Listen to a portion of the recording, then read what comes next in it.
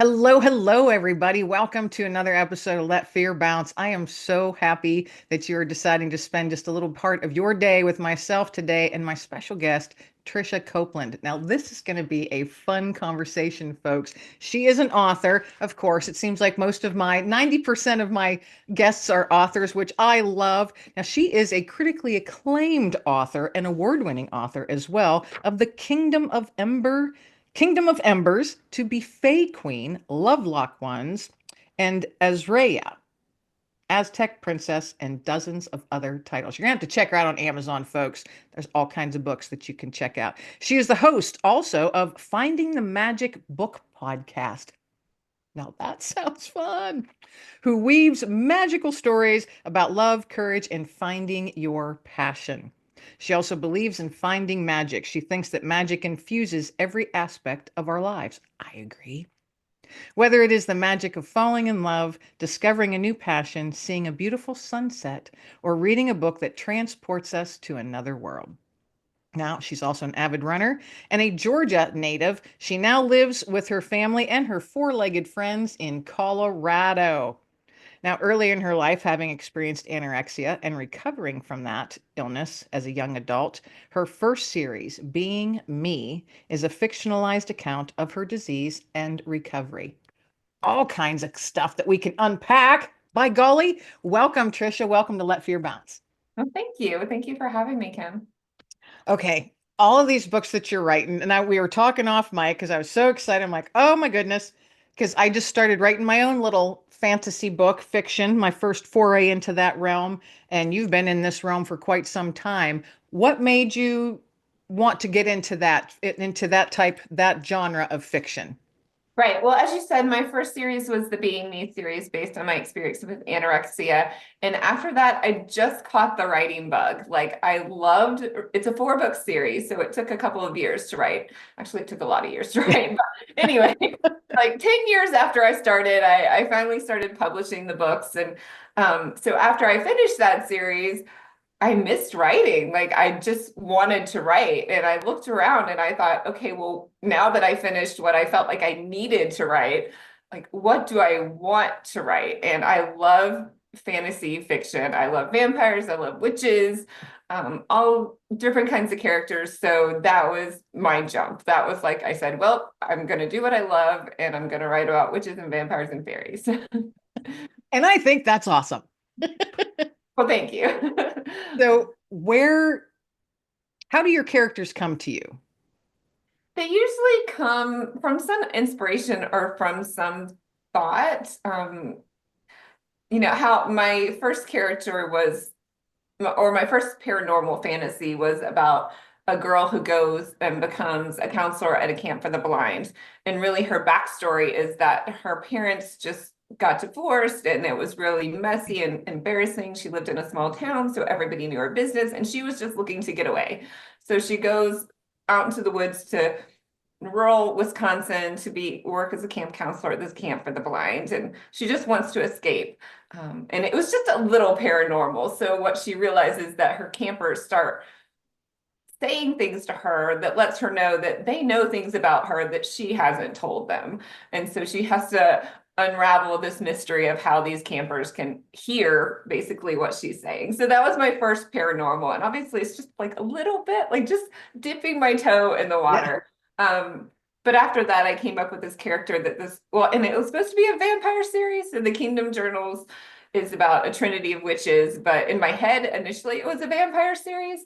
And the character is a vampire witch hybrid. So I really wanted to explore like what it would feel like to have one foot in one community and one foot in another community and really not know where you fit in or where you wanted to fit in or wanted to be or where you belonged. So that was sort of the thought, in addition to like the witches and vampires Yeah. storyline. Just exploring that in maybe a little bit safer space than reality in real life lets us. Yeah, you're right. Yeah. I like that the witch the hybrid witch vampire. Because how did you bring that together to make that one Because books, I love those types of books, and I read them all the time. And I get so excited when I find a new author that I love, and then you're done with the series, and you're like, "What? Where's more?" I've not read one that is a hybrid witch slash vampire because it's very clearly vampire, very clearly a witch, whether it's a good or bad. How did you bring that together to create that one Yeah, well, and character? lots of the stories, like they say, like if you are into this, like in the Vampire Diaries, which is so popular, they say, well, you can't be both, like because the witches were blessed by the spirits. But like if you become a vampire, like you sever that connection and you can't be a witch, you can only be a witch or a vampire. And I just wanted to do, I mean, I didn't want to totally break the bank and have people hate me in the witch and vampire community, but something just a little bit different. Like what happens because my witches are descended from angels.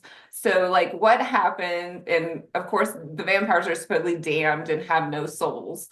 Um, so, what happens if a witch falls in love with a vampire and make an accidental baby? And what does that look like for the child, right? And where do they go from there? I don't know. It just sort of popped into my head. So, It makes me think of Selkies. I do. I just wrote about Selkies in my last book.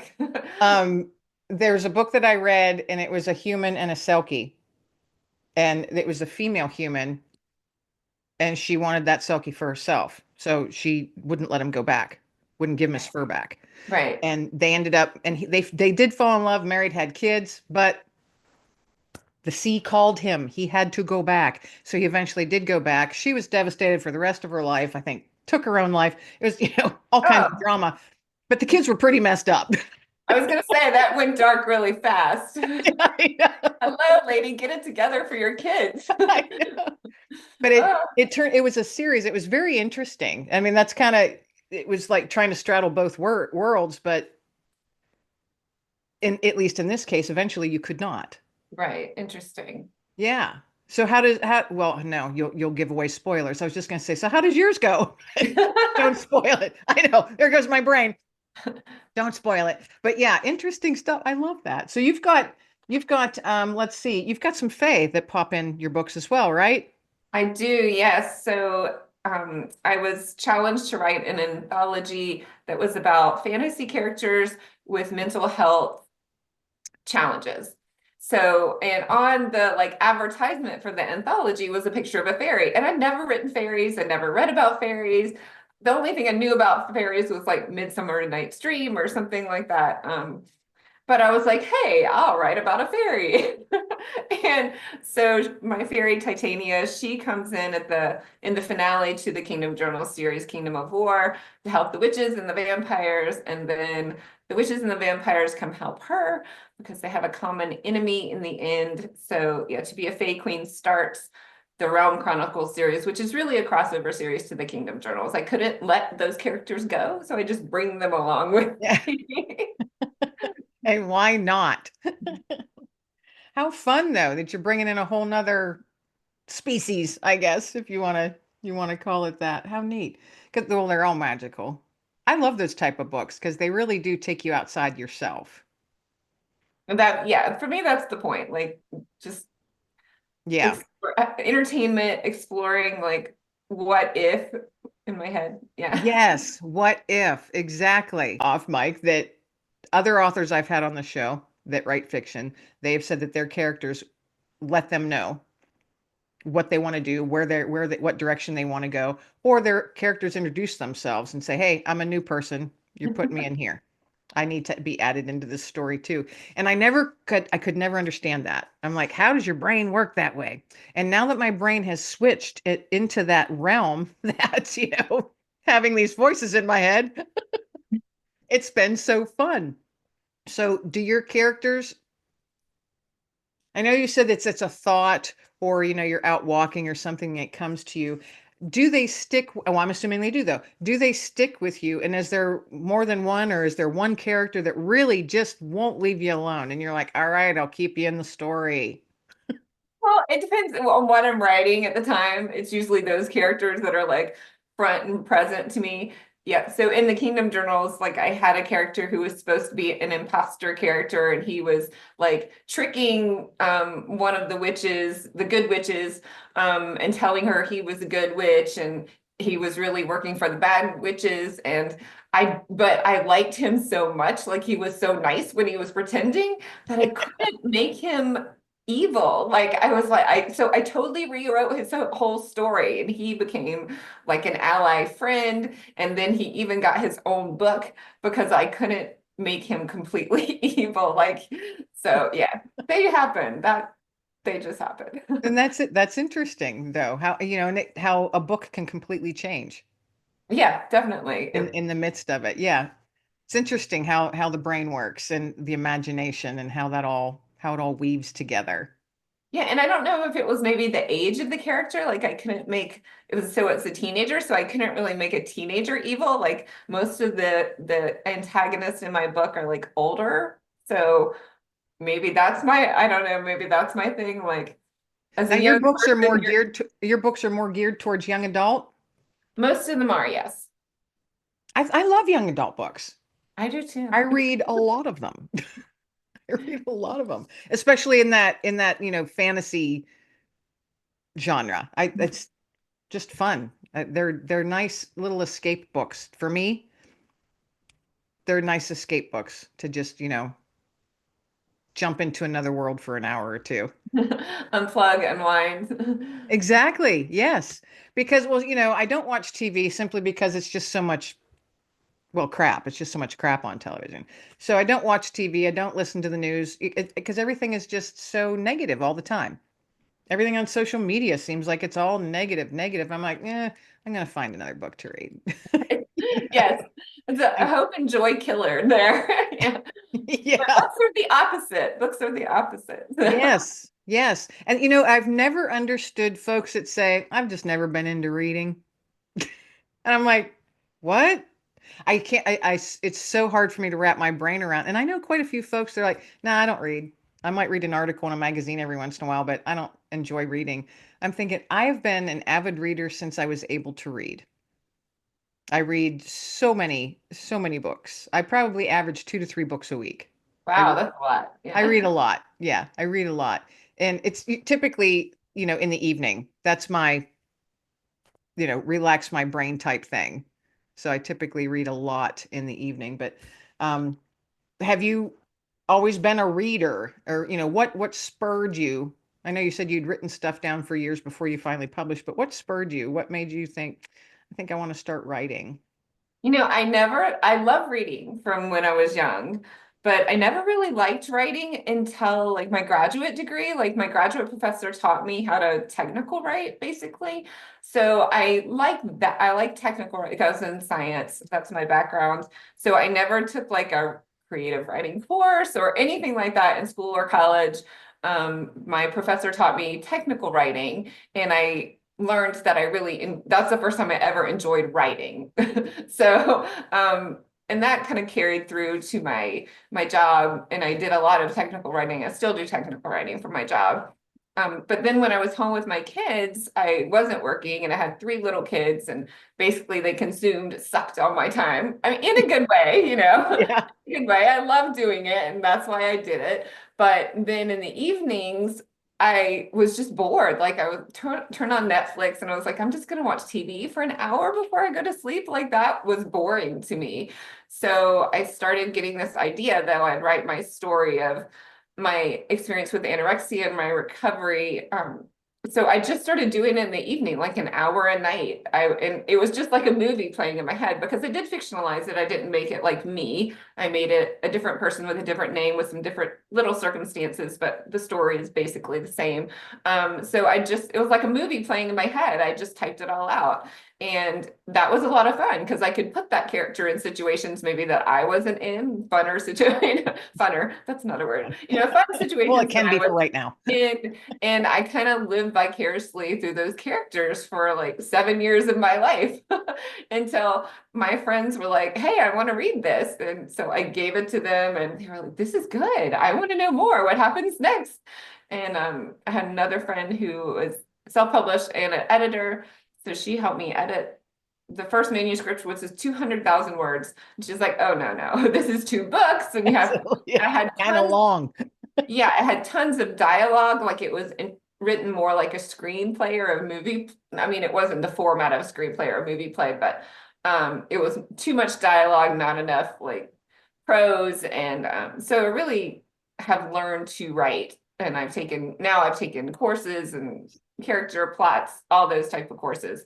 So, but that really like gave me the bug for fiction writing. And after that, that's just what I love doing. So yeah. So, having experienced anorexia and recovery from that, which good for you, that's awesome because that couldn't have been easy. When did you realize that you had a problem? It's depressed before, and that was like losing weight was my fix. I decided that, well, if I was going to be sad, maybe I wouldn't be so sad if I looked better. So that was my first, like, oh, I'll fix myself with this. Were you ever overweight? I wasn't really overweight. No. My brain told me that I was, and but I was normal for, a college freshman. Um, I was definitely on the normal side. So yeah, but my brain just said, "Oh, let's do this. We'll exercise more and we'll eat less and everything will be better." And for a while it did seem like it was. I mean, I got some compliments. I, was more energetic and maybe I was just forcing myself to be. I don't know. It seemed good for a while until, you get tired, you're starving all the time, people start to notice, hey, maybe this is going too far. And until I realized I couldn't stop. Like I couldn't make myself be healthy again. I couldn't make myself eat healthily and normally. And that was the scariest part. Your brain reprograms itself. It convinces you that if you eat this next meal, then something horrible is going to happen and you won't be able to handle it. So your brain just rewires itself was the really scary part, and you cannot get yourself out of it. Well, I mean, maybe some people can. I won't say that. I was not able to get myself out of it and convince myself, even if I could convince myself for 30 minutes, oh, this is going to be okay. I can do this healthy thing and treat my body right. 30 minutes later, I was back going the other way again. So yeah, I was just really lucky. I got the help that I needed. I left school for a little bit and was able to, you know, just reset and get on a healthy course. So I had a lot of people on that journey that helped me, and I was really grateful for that. So did you I'm assuming that you spoke with a counselor or psychologist, psychiatrist, what have you. Did you have to be hospitalized at all, or were you able to catch that? I mean, you caught it. You realized, hey, I got to do something. Well, I didn't really catch it myself. My heart, I don't know what happened. I mean, they didn't diagnose what happened to my heart, but one night I had tried to eat some chicken. I was trying to be healthy, and my heart started racing, and then it started slowing down. So it was like 120 down to Oh, 20. And I was like, huh, this is not good. yeah. So yeah, I called my friend. My friend took me to the college emergency room, and they held me for a psych hold at that point. And I mean, I still had a choice. I was an adult at that point. Right. And but my friends were like, "Hey, you got it." And I was scared. The doctor was yelling at me when I came into the emergency room. She was like, "You did this to yourself." I mean, hard truth. I mean, partly truth, right? And it was hard to hear that. But I knew it. Like I knew, like, okay, I was partly responsible. Although you are, but you aren't. Anyway, yeah, I just decided that I was not going to die and that I was not going to let it beat me. So I took the advice of, I was already seeing a counselor who I was lying to all the time. Ah. So I was very good at lying to people. Just like a drug addict or an alcoholic. Yeah, so I went inpatient for an inpatient psychiatric facility for 7 days. They helped me get more physically healthy and gave me a lot of support with therapy. And then I did a 30-day outpatient in like a halfway house that was for eating disorders. So I was getting support day and night. yeah, and just like Alcoholics Anonymous, there's an Overeaters Anonymous for people with eating disorders. That was a great support for many years and found, a lot of people there for support. Yeah, so yeah, and then I just started, got a job, started college classes again, and yeah, it was a long road, Yeah. but facing my fears, facing some of the trauma that I had before that I wasn't like willing to talk about, it just helped. Yeah. So That's what I was gonna ask. Typically there's an underlying reason for your brain thinking, if I do this, I'll feel better. Because you right. mentioned you had depression. Now I live with PTSD, so that includes depression, anxiety, and a whole range of other stuff at times. I've not ever had an eating disorder though, so that's why I'm not trying to No, yeah. push you. I'm very curious as to how, the brain fascinates me, and how it can shift itself where we believe the erroneous things that we're thinking, with depression and anxiety and a whole host of other things. So you were depressed prior. Did you know why you were depressed?